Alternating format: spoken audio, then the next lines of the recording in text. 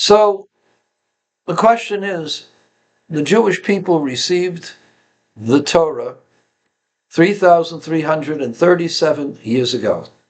We know that date because we know when Joshua entered the land.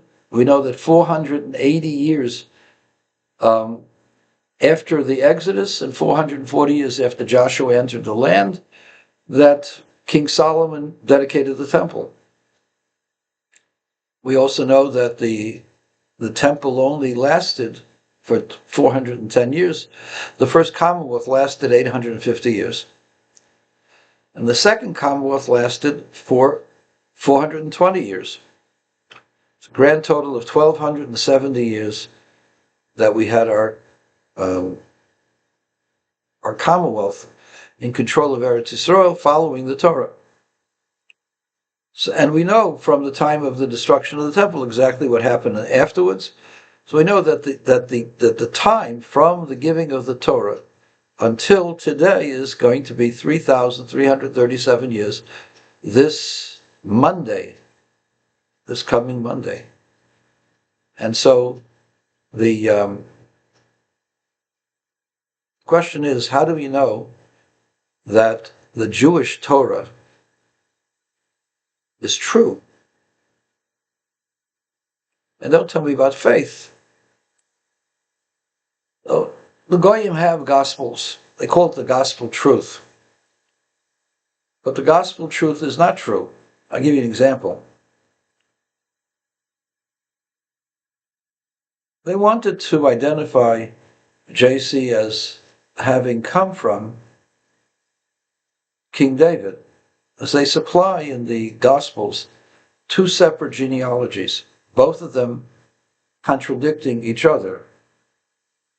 And both of these genealogies contradict the genealogy found in the Torah, in the book of Kings.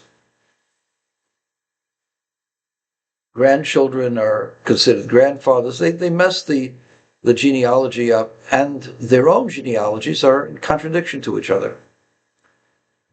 There's certain names that are there that are really that aren't Jewish names, that are post-biblical, and the two genealogies don't fit in. They don't line up with each other, and they don't line up with the Jewish genealogy. So if it's gospel truth, you can't have contradictions within your writings, and you certainly can't contradict the Torah on which it is based. There are thousands of different quotes from the Gospels regarding the Torah that are misquotes. There are thousands of contradictions in the Gospels themselves. At this moment, I'm not into study of the Gospels, so I'm not going to, other than the genealogies, which are well known, which I can present for you if you want. There are thousands of them. I haven't read the Gospels in a long time, but I knew many of the contradictions, outright lies and deceptions and so on. And it's just a book of lies. There's no such thing as gospel truth. It's gospel untruth. Besides that,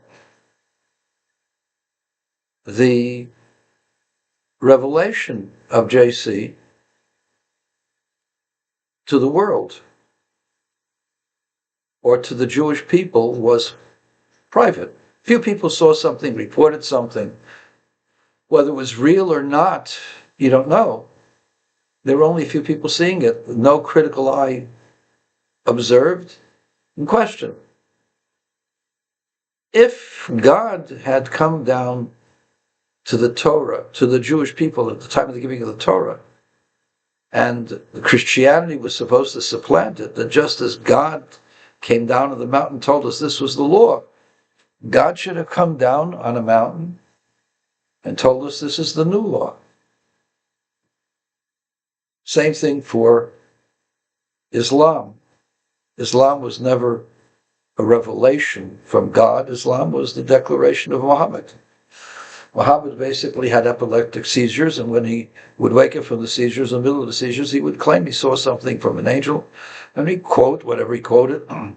Sometimes it makes sense, so most of the time it doesn't make any sense.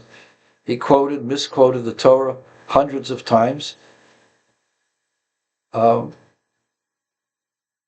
is no revelation of Allah, of God, on the mountain or on the rock at the Kaaba, saying, "This is my revelation. I have changed what I said to the Jews."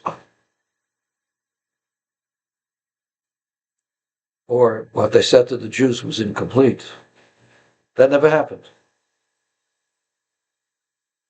The only religion that claims that God Almighty Himself revealed God's self to a people are the Jews and their Torah. Now, if this didn't happen, why would Jews so steadfastly keep this Torah? It's not true. If I tell my child, we all saw this on Mount Sinai, God came down and spoke to Moses, and my child hadn't seen it, it was just a bunch of baloney, my child would not continue being Jewish. Yet we Jews steadfastly remain Jewish. It wasn't political persecution. The religion was primarily voluntary because most of the kings were not religious. You could do whatever you wanted, at least in the 10 tribes, because all the kings were evil, idolatrous. And even among the Davidic dynasty, there was many evil people among them. And the kings were interested in getting money. Kings were interested in their own power. They didn't care whether they kept Shabbos or not. So why did Jews steadfastly keep their religion? So much so they kept it even in the Babylonian exile and brought it back for the Second Temple. Josephus reports that the Jews behave as if Moses had died yesterday. They strictly adhere to Moses' teachings. This is in the time of the Second Temple, right before the destruction. Josephus, the traitor, the one who jumped ship. I know a lot of people try to defend him. I just don't. I just can I tell you, I don't defend him.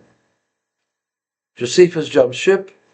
The Romans were going to win anyway, so why not go with the winner? That's not the way we Jews lived. We don't go with the winner. We go with what's true. At any rate, Josephus was honest enough to say that we Jews fulfill the Torah as if Moses had just died yesterday. Now I ask you, the Torah that Moses championed said God came down on that mountain and showed God's self to you. You saw His fire. You trembled before Him.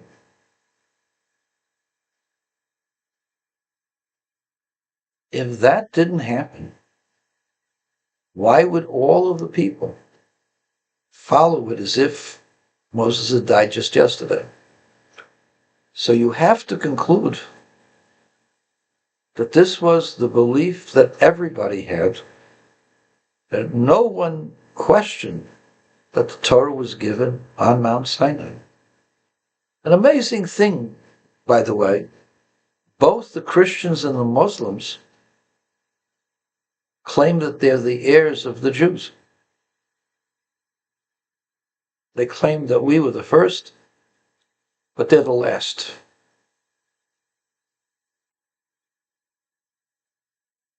If the belief of the Jew is specious, why would they accept it as their own? Why didn't they just make it their own religion?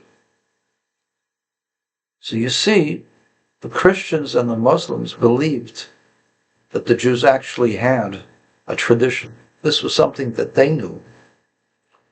Christians themselves, the original Christians, were Jews. All of them. all the disciples were Jewish. At least from what I heard. The vast majority of them would be Jewish. And since they were Jewish, they believed in the Torah. They believed that God gave us the Torah. The only thing is, now there's a new prophet. The prophet superseded Moses. Moses split the waters. Jesus walked on the waters. And so on and so forth, all the silly things. But no revelation. Why was there no? Because there wasn't any revelation. And miracles. Only a few people saw those miracles.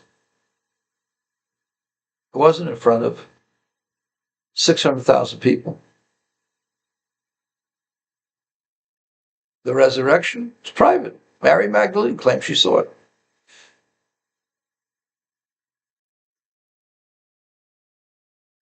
This is all things that, that just based on private people saying to believe.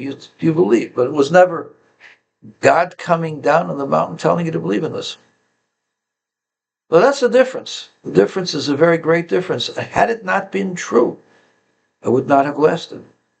And nobody would have kept it. The only reason why Jews stopped keeping the Torah, because of persecutions, not ideology. There were some Jews who left because of ideology, but for the most part, most Jews kept the Torah because they knew. They had a tradition. But this came from Moses, unbroken, and it came from God. Those Jews who left the last few hundred years because of emancipation, because of persecutions, blood libels, all kinds of horrible, horrible accusations. People just gave up because of the Holocaust, because of other things, communist persecutions. People gave up. But Jews knew always there was a Torah that was given by God on Mount Sinai. That's unbroken. How do you determine whether something is true? Is if it's consistent and people testify to its truth and have testified to its truth all along. There is nothing to testify regarding Islam, no divine intervention.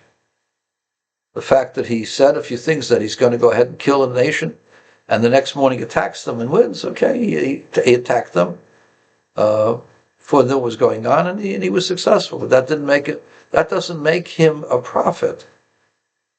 Islam didn't win the war, didn't win all the wars. It lost. It became subjugated by the Europeans. The great Ottoman Empire crumbled. The Western world controlled the Muslim world. Only until recently, the Muslim world has emerged as a power because of oil. Still backwards. But they got oil, so they're important. But that doesn't make them advanced. The Islam did not change them into a cultured society, to an advanced society. It didn't create advancements of humanity, advancements of life. It didn't give them better medicines. It gave them a desire to martyr themselves out of poverty, out of lack of hope. But Islam did nothing for them. The only religion that has a source that is unimpeachable is the Jewish religion. 3,337 years ago, God came down that mountain and gave us Torah. And the rest is history. To be continued.